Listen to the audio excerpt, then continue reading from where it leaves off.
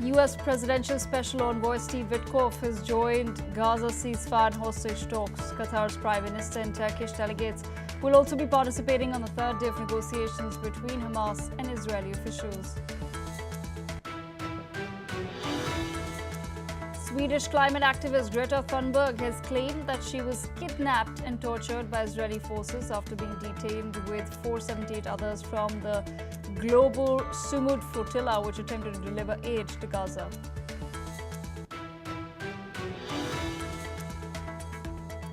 Russian President Vladimir Putin has claimed on his 73rd birthday that Russian forces have captured nearly 5,000 square kilometers of Ukrainian territory in 2025. A top Russian commander has also said that the troops are advancing in all directions. In response, Ukrainian President Volodymyr Zelensky has dismissed the claims. 3 people have been killed and 1 has been injured in a Ukrainian missile strike on the Maslovo Pristin in Russia's Belgorod region. Rescue teams are on ground, clearing the rubble and hoping to rescue any survivors trapped. U.S. President Donald Trump has threatened to invoke the Insurrection Act to deploy military forces in Democratic-led cities. Illinois Governor J.B. Pritzker has accused Trump of using troops as a political weapon.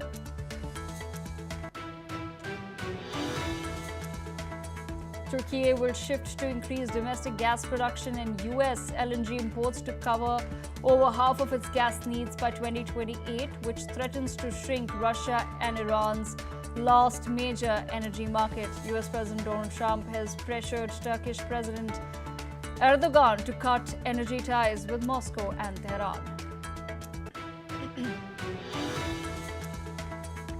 British Prime Minister Keir Starmer has stated that the UK will not pursue a visa deal with India during his 2-day visit to the nation starting today, focusing instead on maximizing the new free trade agreement signed in July and set to take effect next year, according to media reports. The European Commission has announced a $1.1 billion plan to boost artificial intelligence in key industries, aiming to reduce the EU's dependence on foreign technologies. This initiative follows the April Action Plan to ease regulatory burdens on startups under new AI laws that took effect in August last year, marking a significant push.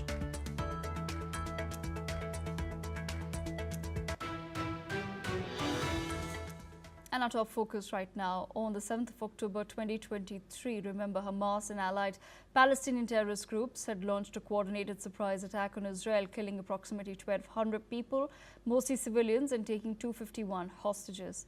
The assault, known in Israel as the Black Sabbath or the Simchat Torah massacre, initiated the ongoing war in Gaza. On the second anniversary of this attack, pro-Palestinian protests erupted globally. On the 7th of October, demonstrations against Israel's military assault on Gaza took place in cities including Sydney, Istanbul, London, Washington, New York, Paris, Geneva, and Stockholm. Protesters condemned the humanitarian crisis in Gaza and urged an end to the bloodbath, while politicians cautioned against glorifying Hamas's violence. British Prime Minister Keir Starmer criticized the protests, calling them un-British on the anniversary of the 7th October attack. At the White House, U.S. President Donald Trump hosted Eden Alexander, the last surviving U.S. hostage from Gaza, who was freed in May by Hamas. The wave of global protests reflects a shift in sentiment, with growing outrage over Israel's military campaign, which has left Gaza in ruins and caused severe humanitarian damage.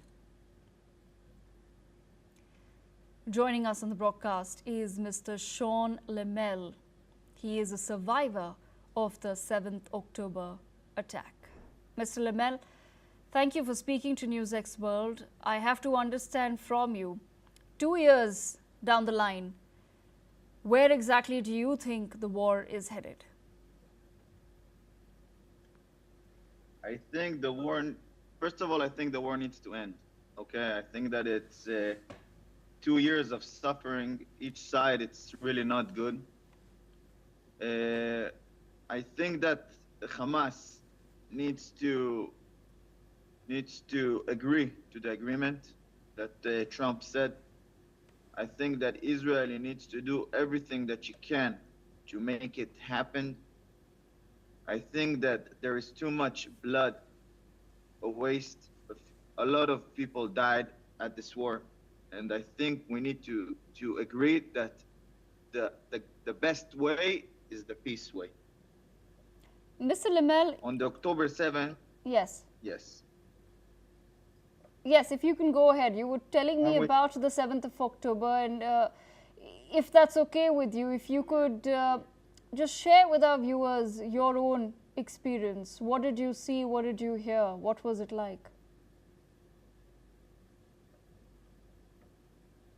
Of October, Hamas, not Gaza, Hamas, started a war with Israel. They're not like, not the Gaza army. Okay, they can't do that. They're started to occupy Israel. Israel attacked, fence. They killed a lot. They killed a lot of people that there were innocent. They killed women. They killed kids. They killed a lot of my friends. I think that what they did, it's not ethic. It's not, you can't do that. Okay, they did something that they can't do. This is why Israel had to start to occupy Gaza Strip. I know that it's not okay with Israel. The soldiers, believe me or not, the soldiers doesn't want to occupy nothing. We want to be in peace. We want to help Gaza Strip. Okay, we want to help themselves. You know, Gaza really needs to rebuild. Okay, rebuild themselves by first of all getting rid of Hamas. Hamas doing them only trouble. They are terrorists. They don't want peace. They don't want nothing. They want something that they don't gonna get. They want all the Jewish country to get out, and it's not gonna happen. They need to understand that if they're gonna surrender, Israel gonna come with they're gonna do whatever they can to free the hostages. There are 48 hostages that's still in Gaza. Some of them are alive, some of them are not, and we need them back. We want that the war gonna end. I think that what's happened in the 7th of October, it's bad, but it's, you know, as I said, like, two wrongs don't make it right. So if like they started the war and they was right, and now we are not right, we need to end it. I don't know how to do that. I'm not Donald Trump or Bibi Netanyahu, but I know that a lot of people, a lot of citizens in the Gaza, in the Israeli, need this to stop the war. Okay, nobody wants that war. Everybody hates wars. I think that the war is slowly killing us. I know a lot of people that all the time, like, they're still in the 7th of October in their head, and until the last hostages gonna release, we truly can start to rebuild ourselves. Mr. Lamel, who do you think at this point in time then is to be blamed for the continuation of the war, in your perspective? I think that Hamas, because I know the army. I've been in the army. I know that we don't touch kids. We don't women. We are not doing nothing that it's not. We are not doing crimes war. We are not doing that. Yes, we are occupation, but a crimes war to house and, you know, to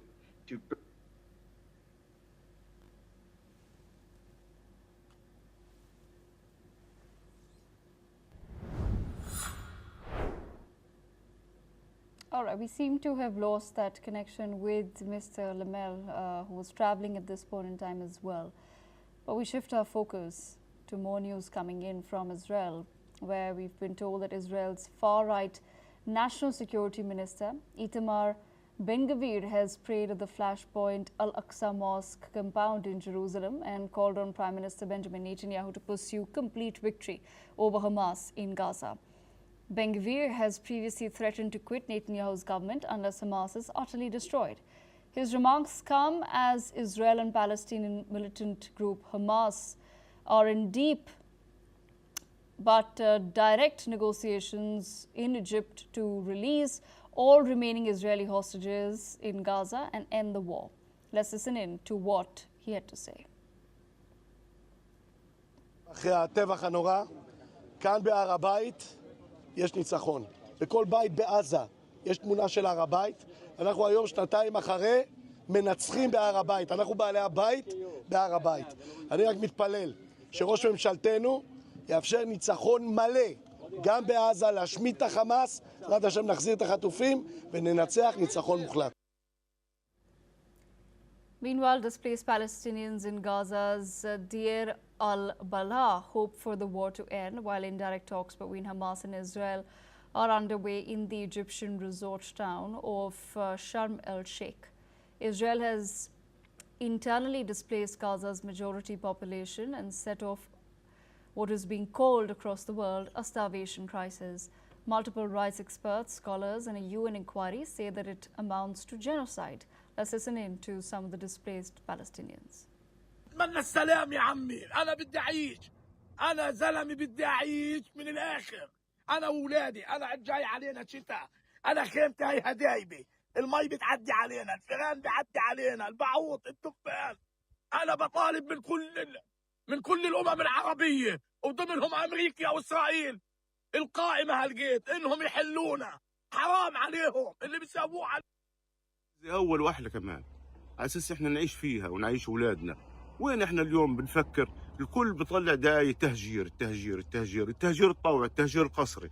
لا يا عمي، الغربة مش سهلة، بلادنا حلوة، بدنا إياها ترجع لنا وترجع لنا أحسن من أول، وربنا هيك نتمنى من الله إنه الأمور هذه ما تطول علينا.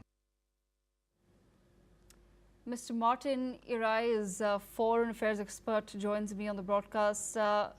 Mr. Martin, I have to understand from you, we were just speaking to one of the survivors of the 7th October attack, and while he does blame Hamas squarely for the current situation in Gaza as well, he did say that at this point in time, two wrongs, will not make a right.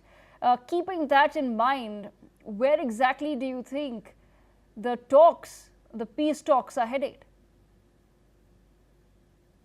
Well, first of all, we need to remember that the main point here and the most important goal here is to give back the hostages and to end this war. I think this Israeli Nova survival is right. Nevertheless, also we need to understand the concern of Hamas surviving. I mean, after what happened, Hamas needs to be absolutely destroyed. But at the same time, Israel needs to make sure that there's no more collateral damage. I mean, the collateral damage performed in Gaza has been extremely high, unfortunately. And I think both sides need to cooperate to end this war as soon as possible. I think the agreement that Trump suggested is very fair. But I think it's really not realistic to think that a terror organization like Hamas is going to accept these terms. I mean, they're not willing to end any war. For them, sacrificing their own people is their goal. But I completely agree with the words of this Israeli Nova survival. I think this war has been going to a level that 60,000 Palestinians is like too much, and I hope the talks will go on and this war will end as soon as possible. At the same time, Mr. Reis, who do you think at this point in time is then responsible for continuing the war? Because just a few days ago, we were informed that Israel has stopped the bombing of Gaza City and it's stopped Operation Gaza altogether after the intervention of the US president. But news continues to pour in of bombardments and of further displacement. How exactly will trust be built in such a situation? So first of all, we need to understand that Hamas is not willing to cooperate. I mean, they had until Sunday to absolutely agree with all of the terms, something that they didn't. They said that they will release the hostages, but they didn't agree with the rest of the terms. I think the second Hamas will agree with all of the terms of this agreement, Israel needs to absolutely stop the bombing, to get all of these IDF out of Gaza and to start the rebuilding and giving back the people of Gaza like their lives back. So yeah, I need both sides are. This is a very difficult situation. I mean, a terror organization like Hamas cannot be trusted. I mean, I'm more concerned about trusting Hamas than the Israeli government. So it's a very difficult situation. Right, absolutely. Mr. Martin, thank you so much for joining us on NewsX World with that perspective. In other news, Russia's Deputy Foreign Minister Sergei Ryabkov has said that the initial momentum for a Ukrainian settlement that emerged after the Trump-Putin-Alaska meeting has been exhausted. Ryabkov has said that the powerful momentum generated by the meeting in favor of agreements has been largely exhausted because of Europeans whom he said are supporters of the war in Ukraine. Ryabkov has added that the impetus has proven to be exhausted as a result of defensive activity, primarily by the Europeans. About the relations between Moscow and Washington, Ryabkov has also said that Russia extended a hand to the US with its proposal on the New START treaty. He has added that if the United States is not interested in continuing the agreement, Russia will manage without it. Mr. Ross Feingold with us on the broadcast. Mr. Ross Feingold, I have to understand from you, as far as Russia at this point in saying that the momentum built with America has been exhausted, firstly, your thoughts on the same.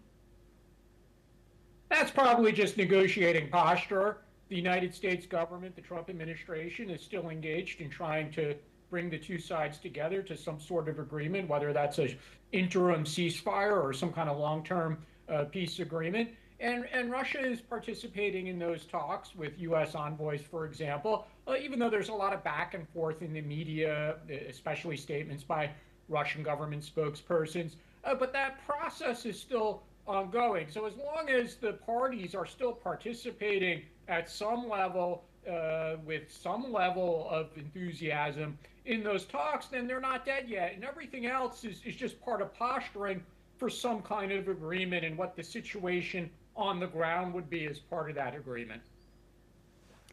But at the same time, Mr. Feingold, what does this mean for the future of the Russia-Ukraine war? Because we were under the assumption that Donald Trump has made some effort towards convincing both sides to finally put an end to this war. That's right. And at times, President Trump has said things that indicated he was frustrated with one side or the other.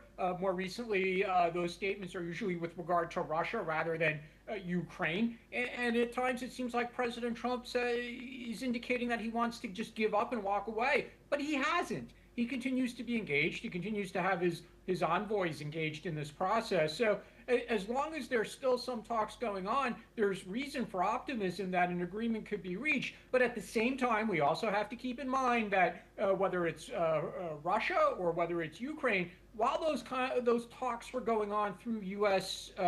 Intermediaries, they are going to continue to battle each other. Russia is going to continue to try and make gains on the ground. Ukraine will try to recapture as much territory as possible. Russia will continue to attack civilian infrastructure in Ukraine, and Ukraine, to a lesser extent, will respond in kind. So the fighting will continue for the moment.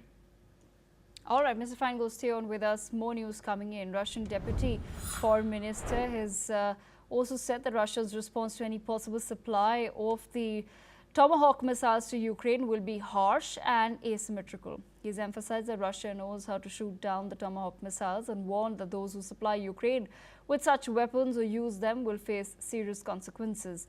He has also urged the United States to take a responsible approach regarding the possible transfer of the Tomahawk missiles to Ukraine. He has warned that the appearance of such weapons in Ukraine would present a qualitative change in the security situation. Mr. Rose Feingold, political analyst, with us on the broadcast. Mr. Feingold, once again, an interesting warning there from Russia, specifically to the United States of America, which, while wanting to mediate, is also now looking to supply more weaponry to Ukraine. Your thoughts on the same? At the moment, Trump's policy actually hasn't changed. What I mean is he's not willing to just give weapons to Ukraine, and that was a significant change from the Biden administration policy. And President Trump has said he's okay with the European countries buying U.S.-made weapons and transferring those to Ukraine. So whether or not that will include Tomahawks remains to be seen. It's certainly very possible. And yes, if Ukraine does have Tomahawks, when and if they're actually delivered and put into service by the Ukraine military, sure, it will do damage to Russia. And that's why Russia is very angry about this, and they're making statements about that. Will it significantly change the trajectory of the war, though? I think the answer to that is no. Yes, it might damage Russian assets, whether that's supply depots, military bases, et cetera, et cetera. Sure, Tomahawk missiles could do some damage. And yeah, maybe Russia could shoot some down as well. But is the use of Tomahawk missiles by Ukraine really going to change the situation on the ground insofar as how much territory in Ukraine Russia is occupying? The answer to that is probably no, and Russia obviously knows that as well, despite their loud complaints about this possibility. Absolutely. Mr. Feingold, thank you so much for joining us on the broadcast with that perspective. Meanwhile, France's acting finance minister, Roland Lescure, has warned that modifying the country's contested pension reform could cost hundreds of millions in 2026 and billions by 2027. His remarks came in as outgoing Prime Minister Sébastien Lecornu continued consultations to end the political deadlock over the reform. The pension reform, which increases the retirement age to 64, has been a flashpoint since its passage in 2023. Politicians, including far-left figures, have called for its repeal, while Yael Braun-Pivet, president of the National Assembly, has urged a comprehensive negotiation on the issue. Far-right leader Marine Le Pen, who has repeatedly opposed the reform, said that she would block any new government action, including the budget. She called on President Emmanuel Macron to consider dissolving parliament and calling early legislative elections or even resigning. Macron remains committed to staying until the end of his second term in 2027, but France remains in a political gridlock, with the far-right party gaining ground ahead of the next presidential election.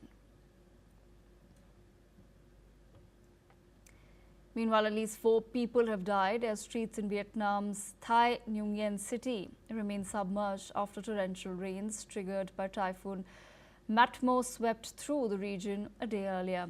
Roads have been flooded, residents have distributed food supplies, and rescue teams are evacuating people stranded by the rising waters. Authorities have said hundreds of families, including the elderly, women and children, have been moved to safer areas. A citywide power cut has also been reported. The floods mark the latest in a series of deluges that have battered northern Vietnam over the past month as a string of storms continue to hit the region. The weather agency in Vietnam has warned that up to 3 or more storm systems could impact the country before the end of the year, raising concerns about whether flooding and damage can really be controlled. This is all that we have time for. We will continue to bring you